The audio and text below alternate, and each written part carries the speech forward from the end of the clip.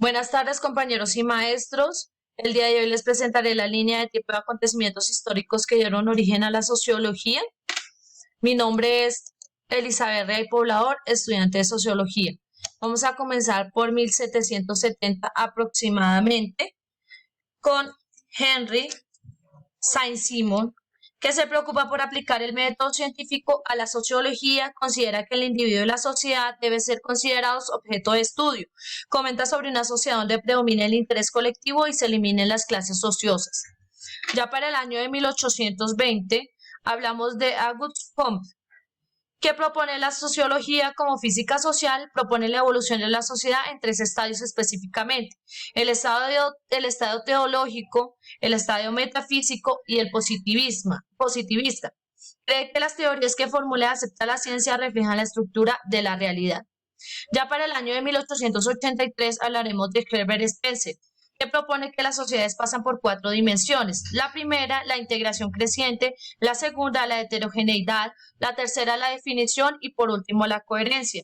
Y habla sobre las instituciones sociales, domésticas, ceremoniales, políticas, eclesiásticas, profesionales y por último, las industriales.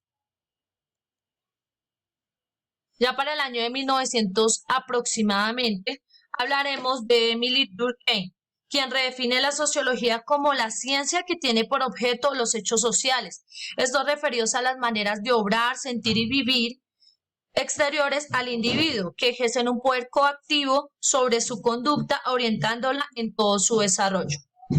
Ya para el año de 1910 aproximadamente hablamos de Karl Marx, quien aporta las observaciones sociológicas en el ámbito económico en relación al funcionamiento y evolución de las instituciones sociales. Plantea que el cambio social está influido en gran medida por los caracteres económicos. La teoría marxista expresa los intereses históricos de las personas que siglos atrás se veían obligadas a vender su fuerza a los burgueses. Denuncia con ello la esencia injusta e ilegítima del sistema económico capitalista.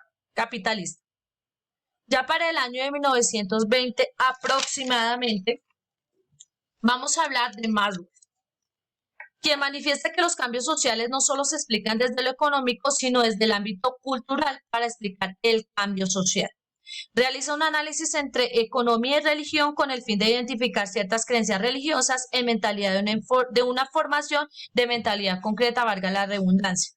Y establece cuatro tipos de acciones sociales: la acción racional, de acuerdo a fines, valores, y la tradicional.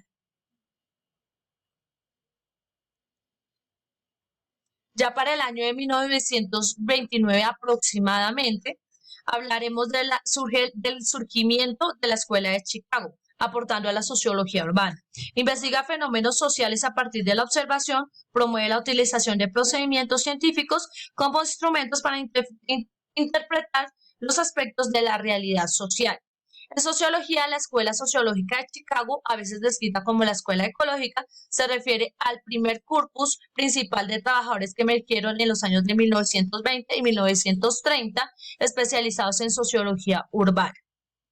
Ya para el año de 1930 hablamos del interaccionalismo simbólico, que es una corriente que se basa en comprender la sociedad en una comunicación mediante el intercambio de símbolos. Observa e investiga los problemas sociales y principalmente se basa en la capacidad del pensamiento, el interaccionalismo social, el intercambio de signos o símbolos, la modificación o alteración de símbolos, y que las personas tienen toda la capacidad de elegir. Ya para el año de 1940 hablamos de Parsons, quien plantea la teoría del estructuralismo. Plantea que el propósito de la sociedad es el orden y la estabilidad social. Piensa que la estructura social y la estructura normativa darán lugar a mantener el orden y la estabilidad. En su teoría de la acción, Parsons tiene tres elementos básicos: actor individual, el todo y la sociedad, la función, y se entiende desde la adaptación, el alcance de metas, la integración y la latencia. El elemento fundante es el funcionamiento del status role a través de la interacción social y el papel que se desarrolla en la misma. Ya para el año de 1959 hablaremos del doctor Orlando Fassborda y del sacerdote Camilo Torres Restrepo. El doctor Orlando Fassborda, cuando después de sus estudios de posgrado a nivel de maestría y doctorado en Estados Unidos, regresó a Colombia. Se interesó por la creación de la Facultad de Sociología en la Universidad Nacional de Colombia, la cual fundó en el año de 1959 y en donde fue su decano entre los años de 1959 y 1967. Fue esta la primera Facultad de Sociología creada en América Latina. Su objetivo principal fue la formación de profesionales sociólogos con capacidad para realizar las investigaciones científicas sobre la realidad social colombiana. En la Facultad de Sociología, el doctor Orlando Fassborda fundó el primer posgrado de maestría en Sociología de la Educación en Colombia, el PLEDES, con el aporte de grandes científicos, entre ellos el doctor Germán Rama y Guillermo Briones. Esta experiencia terminó en el año de 1969. Los diversos problemas que afrontó la sociedad colombiana en las décadas de los 40 y los 50 del siglo XX, que son los años de crisis y violencia, hicieron pensar a muchos ideólogos como el doctor Orlando Fassborda sobre la necesidad de un cambio de sociedad colombiana. Se plantea la necesidad de un cambio en la sociedad colombiana y de una reforma agraria, la justicia social, el movimiento de acción comunal y el desarrollo y progreso para el bienestar de la comunidad. Se habló de la coexistencia de dos sociedades diferentes, la arcaica rural y la moderna industrial. Por otra parte, el padre Camilo Torres Restrepo fue uno de los profesores de la Facultad de Sociología, quien con su pensamiento crítico analizó la realidad social de Colombia y se manifestó partidario del nacionalismo revolucionario cristiano con sus ideas de cambio social para Colombia. Conformó el movimiento político del Frente Unido, sus ideas lo llevaron a un enfrentamiento con la jerarquía eclesiástica que lo generó su vinculación a la guerrilla del ELN y su muerte combatiendo en el Patio Cemento Santander el 15 de febrero de 1966. Este hecho político influyó en el doctor Orlando Fassborda, su decano y compañero de actividades docentes en la Universidad Nacional. Ya para el año de 1970 hablamos de Nicolás Ludman, quien nos habla de la teoría que se da en torno al concepto de comunicación, siempre que se establezca una relación comunicativa política, que delimite su comunicación y de esta manera se diferencie de un medio ambiente.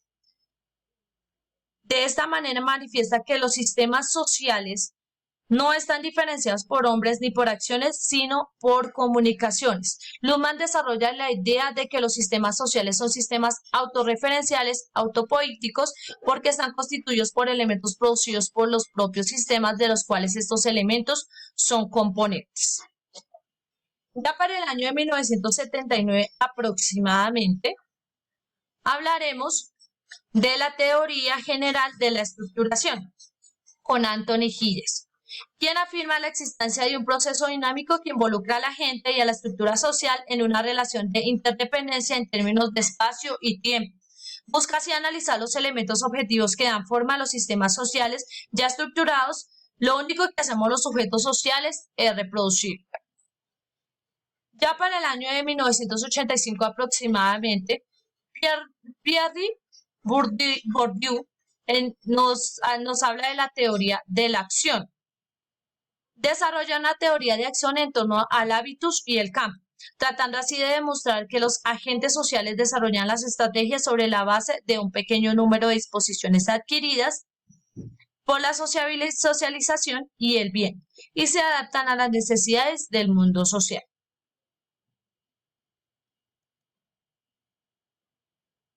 Y ya para el año de 1987 aproximadamente hablamos de la teoría comunicativa o teoría de la comunicación con Habermas. Esta teoría de la acción comunicativa propone un modelo que permite analizar las sociedades como dos maneras de racionalidad, la sustantiva del mundo de la vida y la formal del sistema. Admite la independencia del lenguaje y elabora su teoría filosófica a partir de lo que llama los sinónimos universales del habla. Aquellos supuestos que deben considerar cualquier hablante antes de emitir palabra porque son mandatos del lenguaje. Son la inteligibilidad, la verdad, la rectitud y la veracidad. Nos habla también de la acción instrumental y la acción estratégica.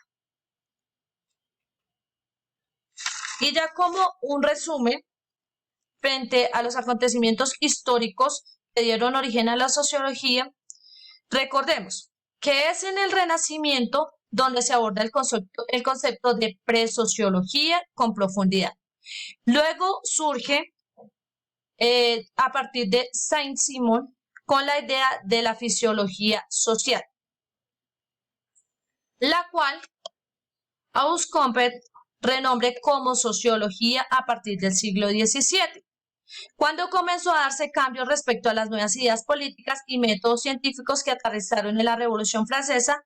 Recordemos que la revolución industrial, la burguesía y el liberalismo también fueron momentos muy importantes que dieron origen a una progresiva especialización de los procesos sociales. Y ya, para terminar, recordemos que la sociología fue fruto de las inmensas transformaciones sociales que tuvieron lugar en los 2 últimos siglos. Una de ellas fue la Revolución Francesa con su idea de igualdad y libertad, y la otra la Revolución Industrial que la Facultad de Ciencias Económicas de la Sociología dio origen. Se originó en Inglaterra en el siglo XVII y que trabajó la explotación económica y la modificación del trabajo del hombre. Giddens, 1986, llevando a una transformación de las formas de vida tradicionales y de revisar aquellos cambios para comprender el mundo social y natural. La perspectiva sociológica, o lo que hace el sociólogo, es mirar objetivamente los comportamientos sociales de otras personas. Con objetivamente queremos decir que no debe tener en cuenta sus subjetividades personales, sino tomar para su análisis los hechos tal cual se dan. También observar sus experiencias y las experiencias sociales de otros desde un poco más lejos y con buena dosis de curiosidad y apertura intelectual, reconociendo que hay formas distintas de organizarse socialmente. Hasta aquí es todo por hoy. Que estén muy bien, compañeros y tutores. Muchas gracias.